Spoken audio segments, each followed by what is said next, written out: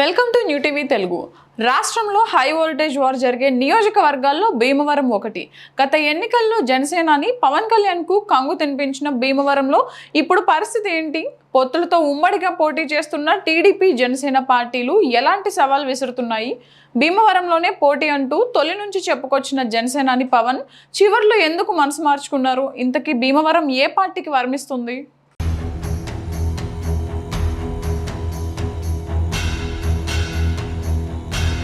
పశ్చిమ గోదావరి జిల్లా కేంద్రం భీమవరం రాజకీయ పరిణామాలు ఊహకందని విధంగా మారుతుంటాయి.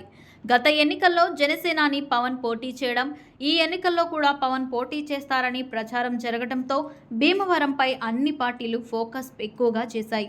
చివరికి పవన్ పిఠాపురం నియోజకవర్గం నుంచి పోటీ చేస్తున్న భీమవరాన్ని మాత్రం ఏ ఒక్కరూ లైట్గా తీసుకోవడం లేదు. దీంతో ఈ ఎన్నికల్లో పోటీ ఉత్కంఠ పెంచుతోంది. ఉమ్మడి పశ్చిమ గోదావరి జిల్లాలో టీడీపీకి కంచుకోటగా భీమవరం నియోజకవర్గం ఉండేది. వివిధ కారణాలతో ఇటీవల కాలంలో పట్టు కోల్పోయింది పసుపు దళం. టీడీపీ బలహీనపడటంతో 2019 ఎన్నికల్లో వైఎస్ఆర్ కాంగ్రెస్ పార్టీ అభ్యర్థి గంధి శ్రీనివాస్ విజయం సాధించారు. ఈ ఎన్నికల్లో కూడా మరోసారి గంధి శ్రీనివాస్ పోటీ చేస్తుండగా ఆయన ప్రత్యర్థిగా జనసేన తరఫున మాజీ ఎమ్మెల్యే పులిపర్తి రామాంజనేయులు బరిలోకి దిగారు. 2 సార్లు టీడీపీ ఎమ్మెల్యేగా గెలిచిన రామాంజనేయులు ఇటీవల జనసేనలో చేరి ఆ పార్టీ అభ్యర్థి అయ్యారు. నియోజకవర్గంలో మొత్తం 2,51,301 ఓట్లు ఉన్నాయి. భీమవరం పట్టణంతో పాటు భీమవరం రూరల్, వీరవాసరం మండలాలు ఈ నియోజకవర్గం పరిధిలోకి వస్తాయి. క్షత్రియ సామాజిక వర్గ నేతలు కాపులే భీమవరం ఎమ్మెల్యేలుగా ఎన్నికవుతూ వస్తున్నారు. నియోజకవర్గంలో కాపు సామాజిక వర్గం ఓటింగ్ శాతమే ఎక్కువ.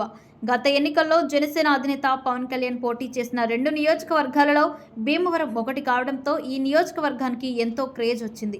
ఇక భీమవరంలో గెలిచే పార్టీనే రాష్ట్రంలో అధికారంలోకి వచ్చే ఛాన్స్ ఉందనేది సెంటిమెంట్ కూడా ఈ నియోజకవర్గంపై ఎక్కువ ఫోకస్ చేయడానికి కారణమవుతోంది.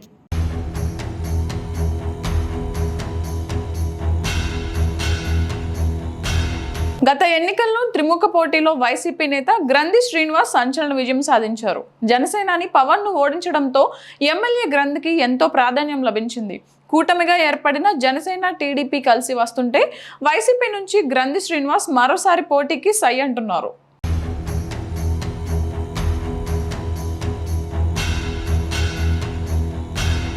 ప్రస్తుతం ప్రత్యర్థులుగా తలబడుతున్న ఎమ్మెల్యే గ్రంథి శ్రీనివాస్, జనసేన అభ్యర్థి రామాంజనేయులు ఇప్పటి వరకు 2 సార్లు ప్రాతినిధ్యం వహించారు. ఈసారి ఈ ఇద్దరిలో ఎవరు నెగ్గినా మూడోసారి ఎమ్మెల్యే అయినట్లే లెక్క. నియోజకవర్గంలో తాను చేసిన అభివృద్ధి, ముఖ్యమంత్రి జగన్ అమలు చేసిన సంక్షేమ పథకాలే తనను గెలిపిస్తుందని వైసీపీ అభ్యర్థి గ్రంథి శ్రీనివాస్ బలంగా నమ్ముతున్నారు. భీమవరంలో ఎట్టి పరిస్థితుల్లోనూ గెలవాలనే లక్ష్యంతో ఎమ్మెల్యే శ్రీనివాస్కు వైసీపీ హైకమాండ్ అన్ని రకాలుగా సాయం చేసింది. ఇక జనసేన అభ్యర్థి పులిపర్తి రామాంజనేయుల విషయానికొస్తే టీడీపీ జనసేన ఓటు బ్యాంక్ పైన భారీగా ఆశలు పెట్టుకున్నారు.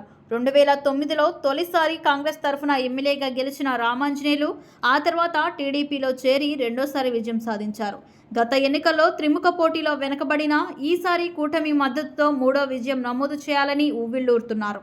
2019 ఎన్నికల్లో వచ్చిన ఫలితాలపై బేరీజు వేసుకుని గెలుపుపై నమ్మకం పెట్టుకుంటున్నారు.